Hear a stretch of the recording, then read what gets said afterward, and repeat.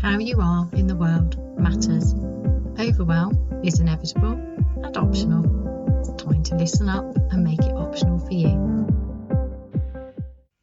Hello, welcome to this week's episode of the Overwhelm is Optional podcast, helping you take your life back from the paralysing overwhelm of being stuck in your head and disconnected from your heart and disconnected from your body. So it's about giving you power, skills, insights. It's all about empowering you to live your life your way. So this week, I'm really struggling with this episode because I'm okay with being controversial. What I'm not okay with is having a rant that disempowers you. So I've been thinking really carefully about how to do this episode. So bear with me while I try and find my bearings with it, because it comes from a place of love. But I'm a bit anxious about it. I noticed this anxiety. Is it anxiety? I noticed this kind of like, oh, Heidi, do it in a way. It's for me, it's how do I do this in an empowering way? That's what this is about for me. Because there's so much being told what you can and can't do at the moment. And there's so many conflicting messages out there and anger and divisiveness. And I don't want to be part of that. It's just, that's not my work. My work's about empowering you. So, my degree is psychology, and when I studied psychology, anytime we did any sort of experiment, we had to sign a code of ethics, and we had to get ethics approval even for tiny kind of inconsequential undergraduate research. And we had to have informed consent. There's big procedures to go through, even for things that aren't going to be published or used because you're an undergraduate. And yet, the government has used for a number of years now, has increasingly used evidence-based psychology in its work. And you could say, well, it's really good if it's to help people eat better or exercise more. Maybe it is, maybe it isn't. I don't know. My problem is that when evidence-based psychology is used without permission, that's my problem. Because that's against the code of ethics. And that code of ethics is really, really important. I think we have a right to know if things that are designed to manipulate your behaviour and your thinking and your feelings, so therefore your life, without your consent, it's just wrong. I think you have a right to know what's going on. So this is all it's in the public domain. You can check out what's going on, but the problem is that it's not stated. So it's like a big experiment on all of us without our consent. So it's a bit like, I don't know, like the Big Brother house was really interesting to me. I can't remember which year that came out, but I was amazed that it was allowed. And actually, one of my psychology lecturers from Sheffield University was involved in that. And I just found that in itself really interesting. So the Big Brother house was like a psychologist's dream because it is an experiment. You're manipulating behaviour. And it's all filmed. I mean, wow, there were some boundaries crossed there. And you can say, well, the people entering new and, well, did anybody really know what the consequences would be of that? So that was a bypassing of a code of ethics that psychologists would have had to go under in the name of entertainment. And I guess that's probably been done for thousands of years in lots of ways, but that's not my point. My point is the Big Brother house broke something for us, I think, as a society. And then it just feels like psychology's got more and more involved. I mean, psychologists are already involved in the use of evidence-based psychology, the use of the research, a lot of it publicly funded, I suspect. It's in marketing, so manipulative marketing messages. The media use it to get your attention. So everybody's using this stuff all the time to get your attention. And I've done a previous episode about manipulative marketing messages and how to take back your control. So for me, it's been about, if it creates fear and anxiety, it's not for me, because there's enough genuine, setting off of the nervous system from all sorts of things, isn't there? Like, you have to negotiate crossing a road. There's a risk in that. We have enough risk assessment going on all the time. So that's how I was kind of negotiating things up until recently. And I choose not to listen or read the news because there's so much use of fear mongering to gain my attention. It's not helpful. But that doesn't mean I'm not aware. I'm very, very aware of what's going on. For a start, stuff filters down. Another thing is the news cycles all the time. And also, it's not the news, it's the most fear-laden stuff. So it's for getting your attention, it's for making money. So my issue is at the moment is that the government has spent an enormous amount of money at a time when I have no idea how we're supposed to get out of debt as a country this time. I'm not an economist, but looking at it, it's got ridiculous. And some of that money, will have been helpful. And some of it has obviously already knows been misappropriated. And there's a lot of corruption, but I don't want to go into that. What I'm interested in is you and how you take back control of your life in a time when you've been subjected to amoral and illegal misuse of evidence-based psychology to induce fear and anxiety. And you could say, well, it was a pandemic and there was a big crisis, so it was necessary. Okay, even if you think it's necessary and even if it is done, so if we go from the highest thing, we could say it was necessary and the government did it because it cares. If we go for the absolute highest expectations of us as humanity, even with that into account, it still creates damage that needs to be undone. So when you induce mass fear and anxiety, you have to have an exit plan. You have to have how are we going to undo all of that? Because we already had a mental health crisis. We already had loads of people stuck in overwhelm, and it's triggered, for me, it's triggered masses. I really struggle with, I don't even like the whole, you go outside and there are people wearing masks outside in the fresh air, and they don't need to be. So what's that about? For some people it would be, well, it's on, I can't bother to take it off and they've just got used to it. The thing is, we need to breathe, right? And also, it's a surgical mask. It's a medical device, and that in itself is a trigger. And there's a big emergency. It's like you can't get away from it. But the thing is, whether there was or is a pandemic, whatever's going on, there are people looking at the statistics. There are people looking at how deaths have been registered and what was going on. We know there's been, and there, we know there's been a nasty illness. We don't know exactly what's going on until people look properly at everything and drop the kind of manipulation. There's so much misuse of statistics to inflame and manipulate, and that's just really sad, because what we actually need is the experts to get together and come up and look at the story properly. But from my point of view, there are a lot of people in a state of fear and anxiety, and it's time to undo it. And what can I do to help? So, for example, I was out shopping and I was talking to the girl behind the counter, and I said, "Oh, are you going to get outside in the sunshine after work?" Because I always think it's a shame to be stuck inside working in a shop when it's sunny outside, right? Because we need sunshine, it makes us happy. We also really need the vitamin D, really good for us. And anyway, it's just nice to get outside. And she said, "Oh no, my mum would be like, she'd freak out. She'd think, what was I doing going outside? Because I don't go outside." And I was like, "Oh, you don't like the sun?" She said, "No, I'm scared." She must have been 18 or 19. And I just thought, oh my God, this is ridiculous. She's one of the safest statistically.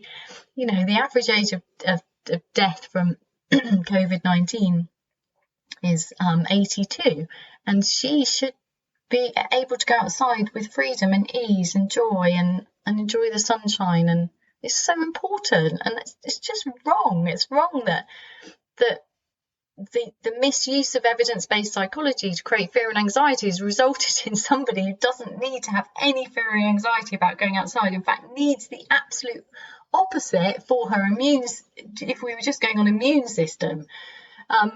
But also in terms of her life, in terms of feeling at ease in herself, in terms of living, that just seems so tragic to me. And I was talking, when I talk to my sons, then they don't have that, but then they have me as a mother, and they're in a different place, aren't they? So they're interpreting the messages, the signage in shops, the arrows everywhere, the newspapers, the social media, the government, huge advertising campaign that spent millions on.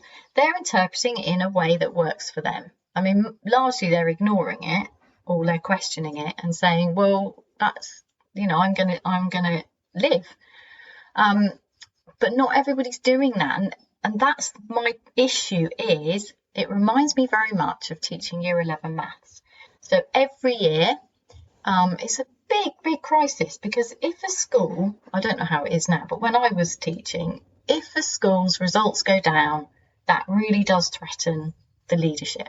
It really does. And the results have to go up every year, which is not always possible, and it's all a bit crazy. But anyway, the stress goes down. It just filters all the way down. It filters down to the kids with the best intentions in the world. As a parent or a teacher, it's very, very difficult not to put pressure on your kids for year 11, because their exam results are seen as the gateway to freedom. Now, if we could unpick that and go, well, that's probably not true, blah, blah, blah. But if you look at it as year 11 provides the opportunity to show what you've done in 11 years of schooling, so you do it in the most upbeat way, taking some time out of your life this year without pressurizing yourself and without not sleeping and eating and exercising and seeing your friends, which actually is quite difficult because the exam system's gone more bonkers than it ever was. But anyway, if you did it in the most healthy way, it's a year for opportunities to make the most of it. But what actually happens is the message that comes out and increasingly comes out, particularly from leadership level, and I would have been included in that messaging, is this is really important, guys. Come on, and it gets more and more into, if you don't do this, disaster is going to happen, because it kind of feels like that. It kind of feels like, if they, particularly teaching maths, I mean, when I was teaching maths, it all got loaded onto maths. If you don't get your maths GCSE, you can't do the next thing. Like, the most ridiculous things needed a maths GCSE, and you could say, well, it's important. Yeah, I believed it was important. Now I'm not so sure that it's that important, actually, because there's so many other things, and there's, by year 11, kids know whether they love art or other things. They don't. It's not all about maths, and it felt very much that it had been distilled into this. Oh, you must get your maths GCSE, which was double weighted, and the masses of pressure put on teachers and everybody, and that went to the kids. And the problem is that the very kids who needed the message that, come on, come into school, do your work, they're the ones who just were able to go, nah, water off a duck's back. And the kids who were working hard anyway really didn't need it and heard it so many times it's just exhausting for them. And then the kids who really, really, really desperately needed to not hear it, but you can't take all of those kids out of the hall while you're doing a year 11 assembly on the importance of year 11. That really crushed them. And I saw more and more kids. It used to be kids would have, some sort of mental health issue outside of the classroom, and you'd get a message saying there won't be a maths today, blah blah blah, and then some of them just stopped coming to school, and all sorts of things happening. But in the end, I saw it more and more in the classroom, and that was frightening. And it's because the pressure was ramped up and up and up. And I don't see that the generations that, those kids that I taught several years ago, I don't see them as snowflakey or weak or any way. I just think the pressure is just nonsense. So that's what concerns me, is that the messages coming out, because every time you go on Facebook, there's all this COVID-19, COVID-19, COVID-19, COVID-19. I wonder if that'll get my podcast banned, because you use the word COVID-19 in any post. I don't actually post particularly, I don't post about it, but you notice it's just this warning pops up all the time, pops up. So everything has become about this one thing, and there's lots of signalling of danger. And the people who were gung-ho about it it probably didn't make any difference to. And the people in the middle going, well, this could be serious or not, and I'll do my bit, which is most people did stay in their houses. A lot of people have had, businesses, it's been a nightmare, but a lot of people changed their behaviour for this. And they probably don't really need any more fear and doom, like the message has been put out constantly, and it's just got, so people are now just sick of it. And then the people who really didn't need to be subjected to it, which was quite a significant part of the population, I expect, are going to be really suffering now. And that's not okay. None of it's okay. And I don't know what the answer was. I don't know, because I don't think we can know yet. I think we need experts to look at the story, to compare different. America's really interesting because different states had different reactions, and then looking at their story can be helpful, and then that can help us prevent so much damage if there's future threats to our society.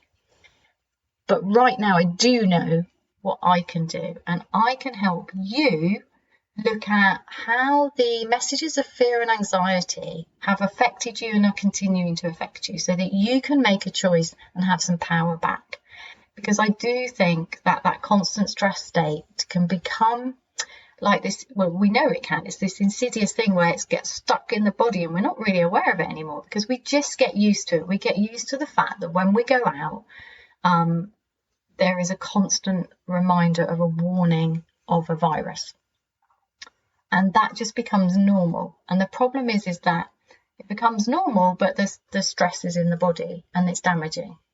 Or it's damaging in, it might be preventing you doing something and living more fully than you are. So it's kind of shrinking your life in a way that's not necessary. And I'm not talking about, going out and having parties. I'm not talking about that kind of thing. I'm talking about the way you move through your day. Are you moving through your day going, I feel really good today and I didn't get sick, the pandemic, I've survived a pandemic, woohoo, because where's the celebration of that? Where's the celebration that so many fewer people have got sick or died than was expected? And although obviously all the people who got sick and died is deep sadness, of course there is, but the fact that it's not anywhere near what was modelled, that's something to celebrate. That's something to be grateful for. It's really important to be able to see the good and to put the fear mongering to side, so you can live now, because we don't know how long they're going to be using this manipulation of us during this time. It could go on for a lot longer, and it's really sad if you look back and think, I could have actually, that time was safe. I could have been doing more things and I could have been sleeping better. I could have not thought about it as much. I could have chosen not to read about it because actually it didn't matter. And that's what it is for me. It's about taking back control of our lives and understanding that evidence-based psychology has been deliberately used at us all the time. So I've talked about it before in terms of the way social media is set up, is designed to be addictive and steal your attention, take your life. The way the media, television and newspaper is set up is designed to do the same. And marketing message is the same. So I've talked about this I did an episode about, not reading the news, and one about manipulative marketing messages. But in this episode, I really want to say, look, it's all been ramped up, and it's not surprising if you're struggling to take your life back from the current crisis of the last 18 months. It's not surprising because they're still using those messages, whether or not it's necessary. So here in the UK, we're still in a lockdown, and people say, it doesn't really matter.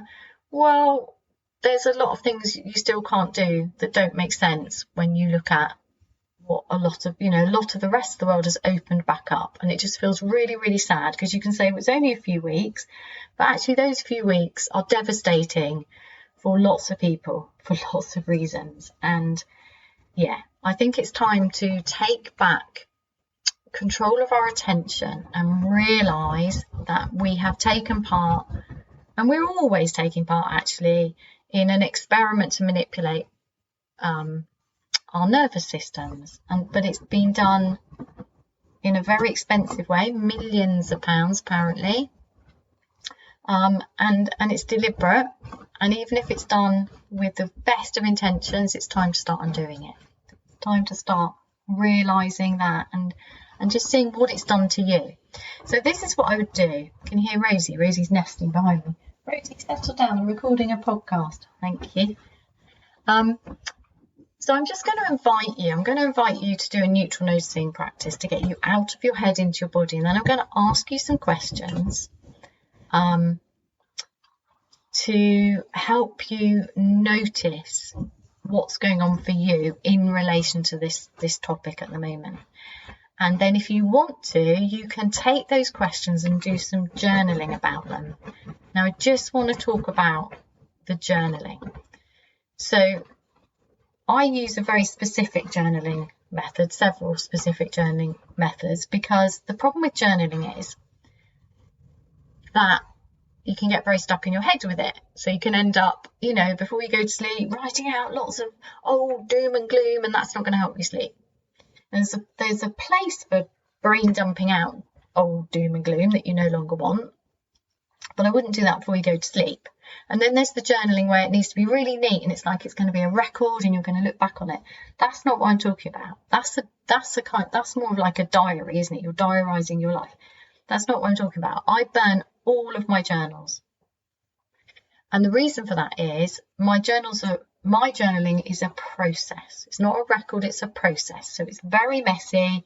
There's no worrying about spelling and grammar and punctuation, or even the finishing of sentences or words. It's just a literal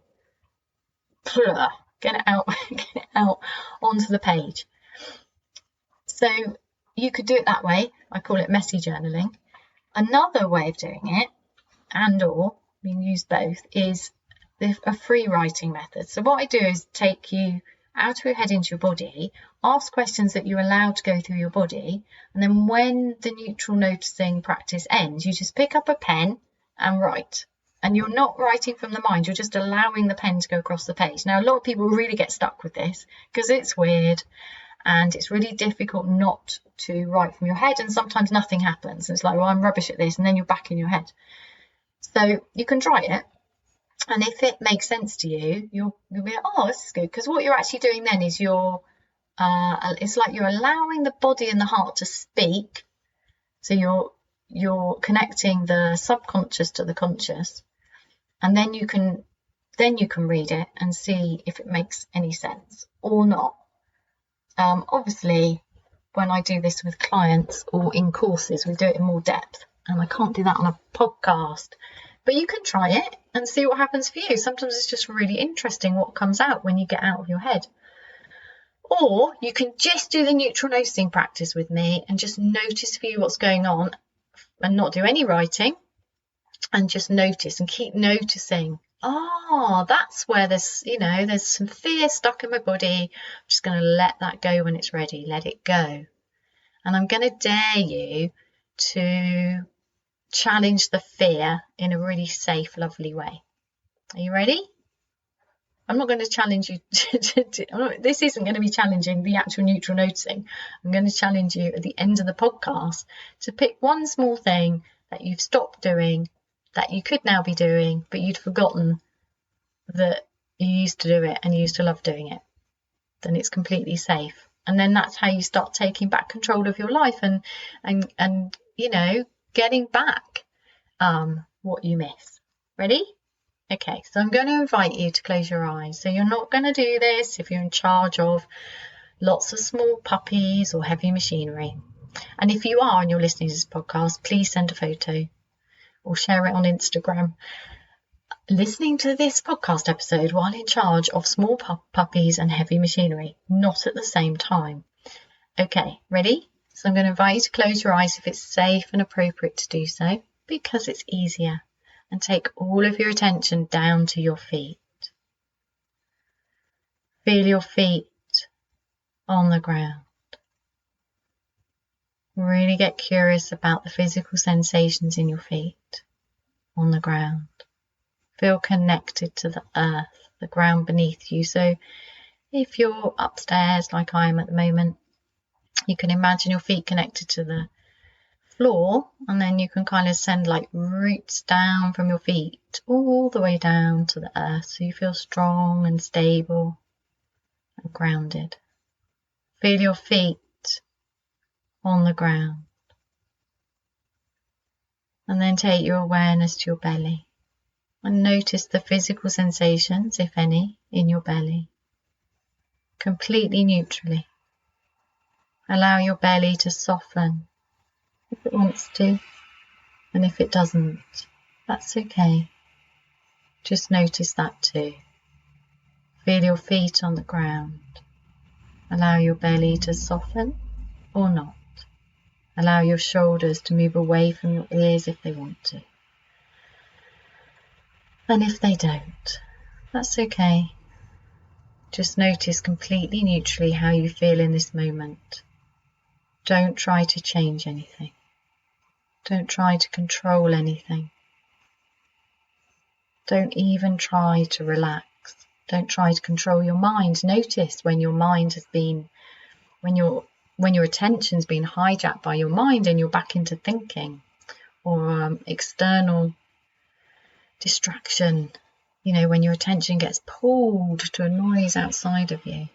Just notice all of it. Notice where your attention goes and then pull it back gently but firmly into your body. Feel your feet on the ground. And then bringing your whole body into your attention.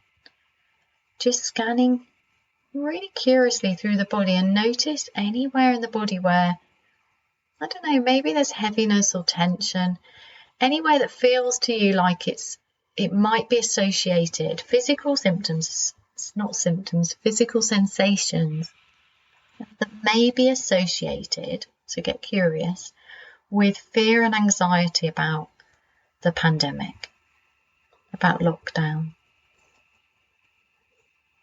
Just notice in the body. So obviously this is going to activate the mind, and you can let the mind do whatever it's doing, but then take your attention back into the body. So you're just kind of going through the body like a little explorer, and you're looking for physical sensations to do with fear and anxiety. Just notice there may be nothing. These instructions might not make sense, but just get curious. Is there anywhere in the body that the attention is pulled to when I mention lockdown? When I mention COVID-19? When I mention pandemic, coronavirus, the news, social distancing, masks, hand sanitizer, different rules and bubbles that keep changing. Just notice all of it in the body. Keep pulling your attention back from the mind over and over again and go into the body. Get curious. Where is your attention pulled to? And then notice that the mind will have a narrative probably about this. Oh yes, that feeling in your left elbow, that's where your fear is. And then just drop the attention towards any narrative from the mind. Keep your noticing curious and completely neutral. So you just find where your attention is pulled to in the body, and then you just notice the physical sensation to do with fear and anxiety over the last 18 months. And just do this with love for yourself, with kindness, curiosity. And then you can just allow anywhere in the body that is ready to release held tension, anywhere that feels ready to allow fear and anxiety to be released. You can just allow it to go if it's ready. In the same way you can allow your belly to soften if it wants to. You can allow your shoulders to move away from your ears if you want to, or not. And this is really important because you have more power, far more power than you know. Far more control of your attention than you realise. You have a choice. And you can see that you can choose to see patterns of held tension, any fear and anxiety that's kind of got stuck in the body. You can see that as, well, it's been useful to me. It's kept me safe and I'm grateful for it. But now I don't need it anymore. So I choose to release it gently with love. And just see how it feels to be able to do that. And if it feels good, if it feels freeing and empowering and energizing, if it just feels nice, then just sit with that. But if it doesn't feel like that, if it feels like, oh, there's all this stuff stuck in my body and it won't go, instead return to you're not trying to push it out, you're just noticing it. Go back to neutral noticing, because the it won't go is a mind judgment. What if your body, your nervous system, was looking after you really well? What if it just reset on its own and all you have to do is notice? What if all you had to do is give your body space to do whatever it needs to do to reset itself as you heal and rebuild your life as we come out of the current crisis? Because that is all you need to do. You don't need to try, you don't need to push, you just need to notice and allow whatever's right for you, because everybody's different. And honouring who you are and how you feel in this moment, that's it. That's all there is. Who you are. Committing to yourself, loving yourself first. This is how I feel right now. Other people feel differently, and that's okay. Start with you, because how you are in the world matters. And however you are is however you are. Be with that. Notice what's going on for you. Notice the loops of doom or not in the mind, and notice the physical sensations in the body. And there's always something to be grateful for, and there's always something unexpectedly lovely. So when you find the fear and anxiety, the held patterns of tension, the unexpectedly lovely thing about that is that's just your system being activated to look after you. It's just that because there's continual activation, that without giving space, stuff can get stuck, and it's tiring, it's exhausting holding it all. But know this, when you are ready, when your body, your heart, your nervous system's ready to reset and release, when you give it space with love, with kindness, it will do it on its own. You don't need to try. You just need to be with yourself, curiously, kindly, with love, utter love and respect for yourself. Because we need everybody to start to release this, so we can spread kindness, joy, freedom, the excitement of being able to connect in person again, and to grieve for those we've lost, for the time together we've lost, for those who still don't feel well.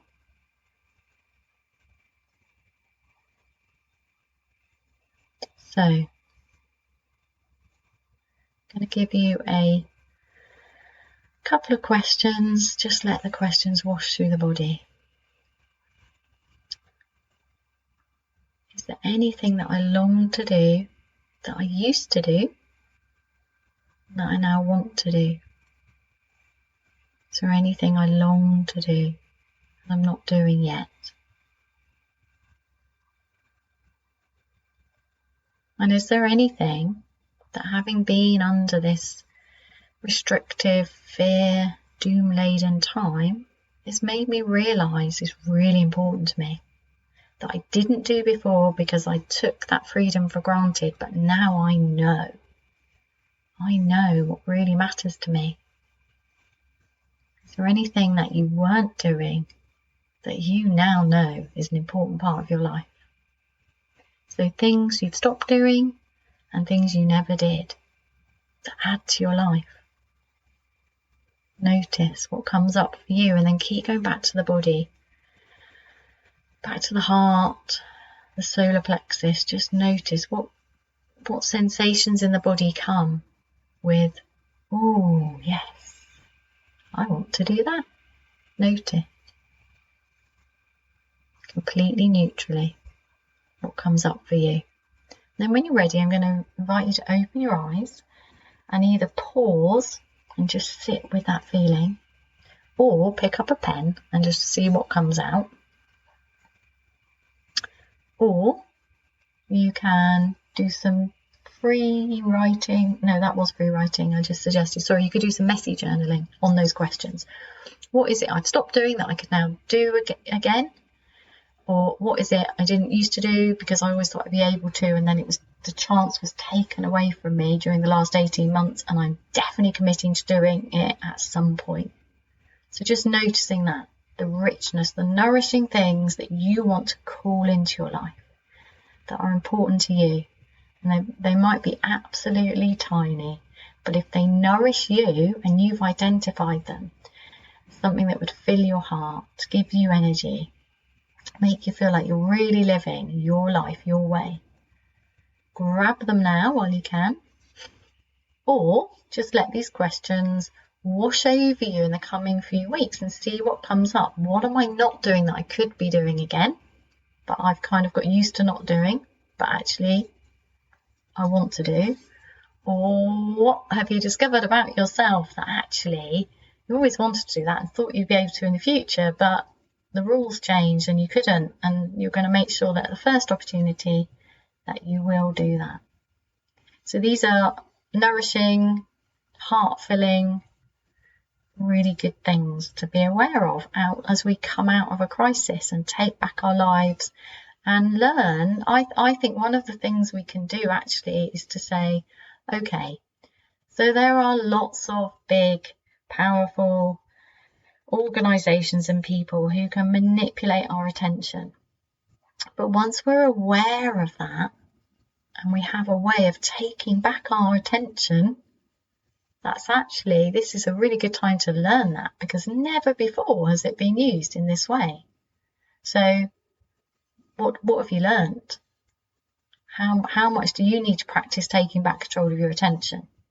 So a lot of my podcast episodes have neutral noticing practices in, and neutral noticing is primarily about taking back control of your attention. It does lots and lots of other things. Last week's episode was all about the 1 minute mark and how to use it, how it can help you.